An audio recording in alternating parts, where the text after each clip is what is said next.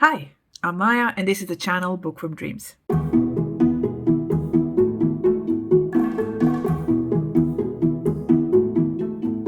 Okay, so this is the start of the second Magical Readathon vlog. I say second because in the first I managed to read a lot of my TBR. I have 2 books to finish for my autumn equinox. And those 2 books are Feybound. I just hit myself. Feybound by Sara El-Arifi. What I know about this book, that it's a fantasy book in which we follow 2 sisters. They are in the army of sorts. A warrior in the elven army, right. One of the sisters gets exiled and then the other follows her in exile. And they come across Fae. Well, apparently elves and Fae are 2 different things. Okay, all right. So, and then stuff happens. I picked this book. The prompt for this book was to have a vertical title, as you can see. What I love about this book is that the font is very large. I do also have the audiobook, so I will be immersed reading that. The other book that I have to finish is All Roads Lead Here by Mariana Zapata. I think the prompt for this was Single Point of View. And basically, in this one, it's a really big book, over 500 pages. That's awesome.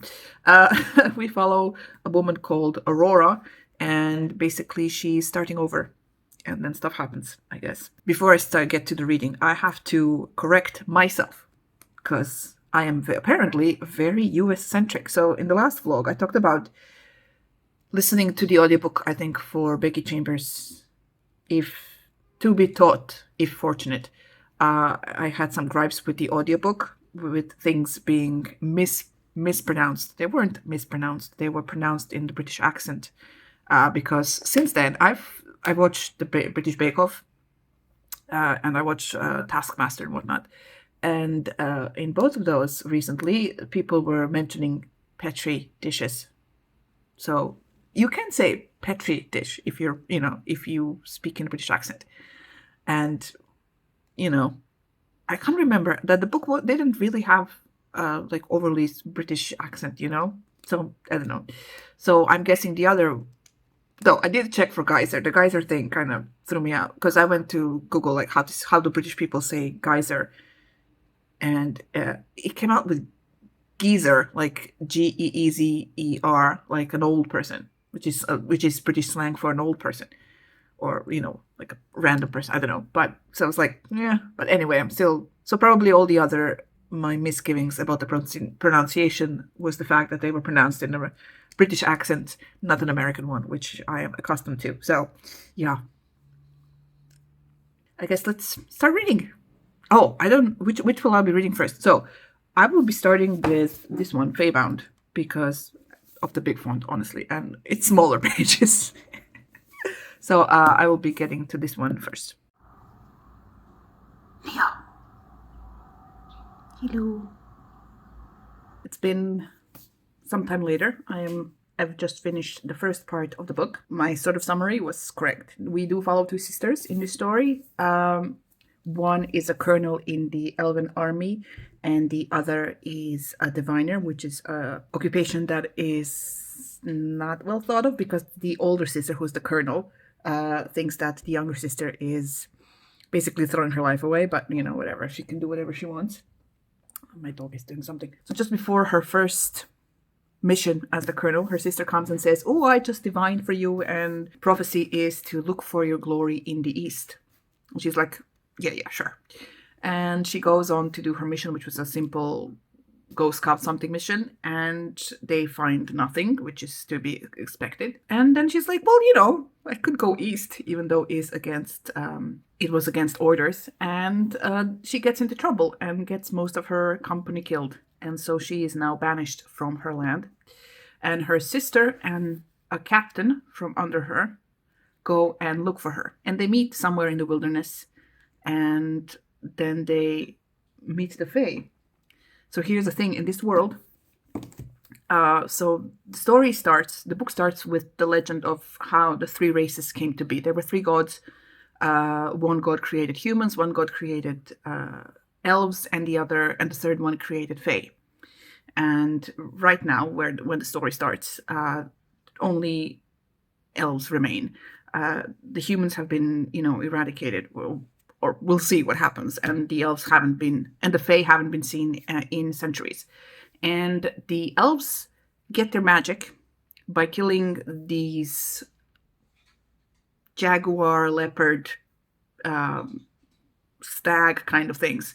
And, the older one you catch, the more powerful their skin is, and you get more magic, and then they create drums that they use to fight stuff. And they also are fighting. So the elven tribes, there's 4 of them, they're fighting amongst each other, have been for thousands of years, over a precious mineral that they have to mine to, survive and whatnot.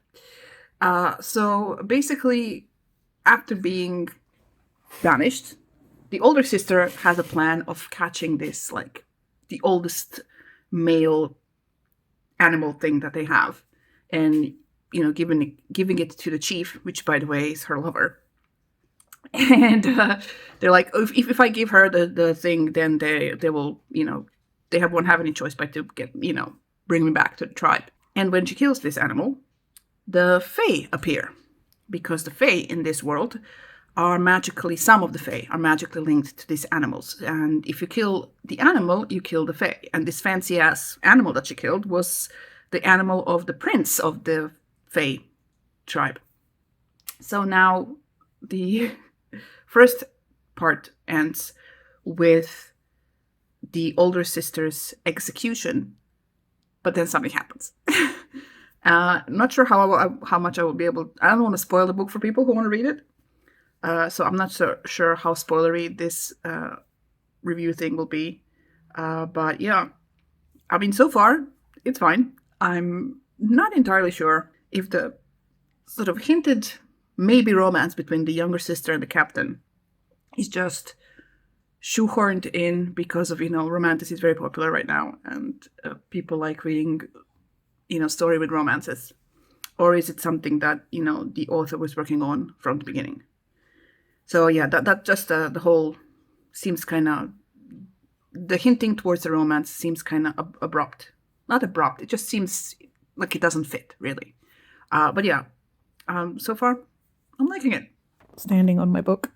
So, I just finished part 2. And it's like, okay, so in part 2, our group of elves are slowly incorporating and their lives into the Fae lives. And they're trying to find a way to escape.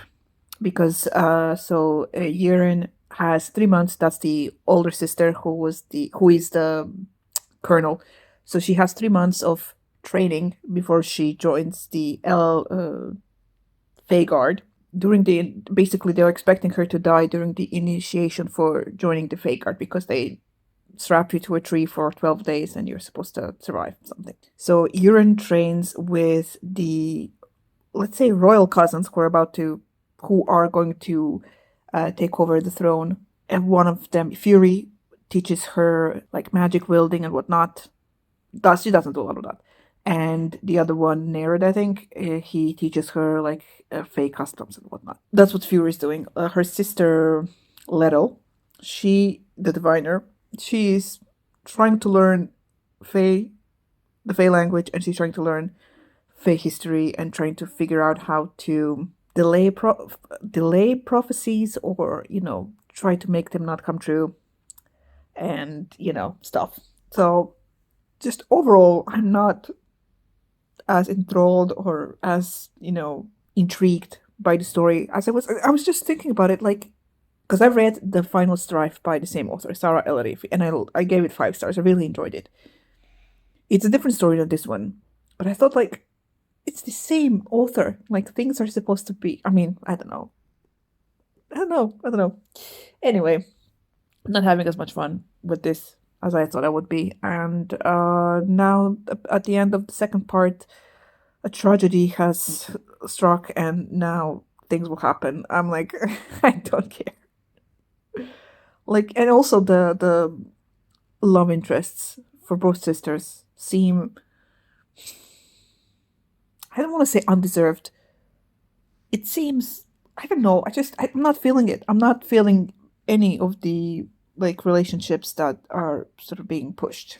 Not that any of them, because of what happened at the end of the second part, have any chance of happening now. But yeah, right. I just finished second part, and I have like I think an hour 20 minutes of the audiobook left.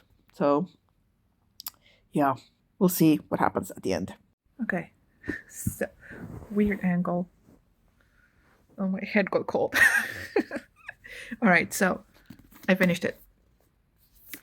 I don't know. I like the world. I like the before each part you got like a part of a legend of how the three gods that created the three races in this world, how they behaved and what they did, and how their gifts affected the relationship. Ow, just hurt my ear. Affected the relationship between the humans, the fae, and the elves. I like that part. The world building was interesting, but the characters were the two sisters, and their actions were just not annoying, but it lacked something, because we follow Yiren, who, first of all, when we meet her, we find the first part. Basically, she is sleeping with the chieftain of her tribe. The four tribes are always warring. They're like in love, or she thinks she's in love, whatever. And then, she goes to the Feyland because she's banished because she made a mistake. There she meets let's say a Fey princess, but she's a warrior and whatnot. And she killed the Fey princess's brother unintentionally. And by the end of it, they're like, in love themselves. And like, it's a weird journey because it doesn't seem deserved, and it doesn't seem like it made like a logical progression. It doesn't seem like a logical progression for them to be in love by the end and whatnot. Then there's the whole story of the war. Oh my god, I don't know. And some things in the story seemed a bit convenient. Finding out who did some murdering and finding out that some of the elves are like important characters in the Fae history, or are going to be important characters in Fae culture. I'm like, it's just a lot of it seemed convenient. I did tab a lot though, but it was like, because I like to tab like cool moments and developing relationship moments, but more this time, most of it was like, oh, like I see they're like becoming a couple, so let's tab this. This is a moment where they're like, someone noticed something, or this is something that's going to be important later and whatnot. I don't know. I cannot come to terms with the fact that the person who wrote this also wrote Final Strife. I loved the Final Strife. I really enjoyed it. I want to read the sequels. This was like, I don't know. It seems like, someone took a good story and dropped in a lot of tropes that are popular right now and made the author. I mean, I made the author. You can't really make the author do stuff if they don't want to. But I don't know. I don't know why I'm having trouble with the concept that an author can write a good book and then write a book that you don't like. So, yeah, whatever. I will not be continuing on with this because I don't care. So yeah, but I finished book. Yay! So I won't start all roads here because first of all it's over there. I'll start it tomorrow. I need time to chillax. I'm going to be using the all-nighter spring-autumn equinox sprints for the Magical Readathon that happened last week to start reading this thing. All right, I'm sitting here cozy and reading. So after first sprint of reading, I read 52 pages, and I have learned that in this book we are following Aurora. Aurora has recently divorced her famous singer husband, I think, country something. I don't know. I think he sings country music. And she has moved to this little town called Pagosa something. I don't know. To sort of try to get closer to her dead mother, because the two of them spent some time in this town when Aurora was young. So she comes to this garage apartment she has rented, and basically finds out that the son, I don't know how old the son is though, teenage son of this park ranger dude, I don't know, rented this apartment without his father's knowledge. So the father was very angry, but after some convincing and arguing, he agreed to let Aurora stay for the original 1 month that she paid for. So now she found a job in her former best friend's shop. So when she was here, she had a best friend, Clara, I think, or Claire. I so suck at names. And basically, she found her job in this shop. She's just not very good at it because she doesn't remember anything about camping stuff. She has a outdoor store. Basically, she outfits people with things for doing activities outdoors, like camping, hiking, and whatnot. And also, she is hiking because her mother loved hikes. She just did her first hike, and that's pretty much it. That's happened so far. But yeah, I'm enjoying the writing style. I'm enjoying the character. She's basically building herself up after her divorce. And I think as it goes, we will find more details about the divorce and what has happened. But we know so far that she was married to some dude named Caden Jones. Basically, he's a musician, a very famous musician, and she wrote all of his music for free. And they were also hiding her for some reason. I don't know why. I guess people don't like pop stars if they're married. I don't know. So yeah, that's what we know so far, and we'll see what happens.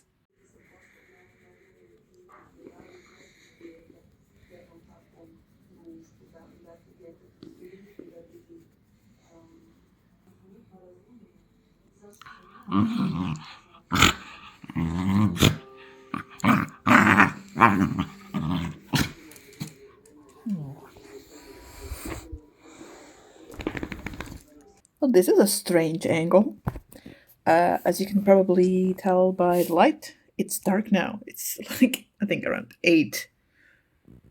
Oh my god, almost 8:30. I spent all day reading with the sprints from the all-nighter. I am now here. 276 pages read. I'm gonna take a break now and do something else. I'm really enjoying this book. I'm having so much fun reading it. I love reading from Aurora's perspective, and I love her as a character. She's really fun, and she's basically starting over, and she is trying to get closer to her mother by doing hikes, and she's just living in this small town with her grumpy landlord / neighbor. And yeah, it's a slow romance, and it is really slow. Like 200, and I'm like halfway, right? They just sort of started being friendly towards each other. I mean, she's always friendly the entire time, and now he's sort of thawed, and he speaks to her in full sentences and helps her and whatnot. So yeah, I'm enjoying it a lot. I'm also enjoying the setting. But mostly I'm enjoying Aurora. I think she's one of my favorite characters ever because she's optimistic, but she's also very real about her, like what's happening. She's not living in like cloud nine. She's not, she doesn't have like rose glasses on. She's just, knows where she is and knows what she has to do, and a really, really fun character to follow. So yeah, we'll talk to you tomorrow. Now it's time to take a break and watch something. Fucking dropped my phone. Okay. You're fine. Okay. It's the next day. My head is cold. I have to put on a thing. Right, so I lied and I spent the rest of the evening reading more. I mean, I read for 2 more hours of the book. And by the end of yesterday, I was at 434 pages. And then this morning, I finished it. And I gave it 5 stars. I think with, every romance book or whatever, every book you read, if you are in the perfect mood for it, it will work for you and you will enjoy reading it more. And I just didn't want to put this down. I put it down because I knew that the third act conflict thing was approaching. I was like, I'll leave it for tomorrow when, I'm not half asleep. But yeah, I really, really had a great time with this. And as I said, reading about Aurora is she's such a fun character to follow. And there's this thing at some point in the book, Rhodes, the love interest, describes her, and the way he describes her just really perfectly describes why I like reading about her. So he says, "I've met people who don't know what it's like to be sad. I've met resilient people, but you've got this spark of life that nothing and no one has taken away, despite the things that have happened to you. And I don't understand how you still manage to be you." So yeah, that's why I like her. And she's, full of life, and she's happy, and she cries a lot because she's happy, and she's such a fun character to follow. And the romance between her and Rhodes was so well done. It starts from like him not liking her at the beginning because she's a stranger that moved in out of nowhere. The third act, the problem that comes in is her old life coming in and messing with the new one. But it gets resolved, so it's great. I really love it. I really do. I love it. I loved it. So yeah. With that, I finished my autumn equinox for the Magical Readathon. And I think for the first time in a long time, I've actually finished the TBR I set for myself. So for September, I set to read 1, 2, 3, 4, 5, 6, 7, 8, 9 books. And I read all of them. I mean, overall, I read 15 books, but I've read all the books on my TBR, which is great. And because I finished my autumn equinox Aurelium TBR, I am now, or at least my character for this readathon is now, let me see, they are now an adept scribe. So that's great. I have 1 more year and then they will be master, and they would have graduated from the Aurelium Academy. Fun. All right. So yeah, that's it for the vlog. I finished it. Jamie. If you like this video, press the like button. If you haven't already, please subscribe. Thank you so much for watching, and I will see you in the next video. Bye.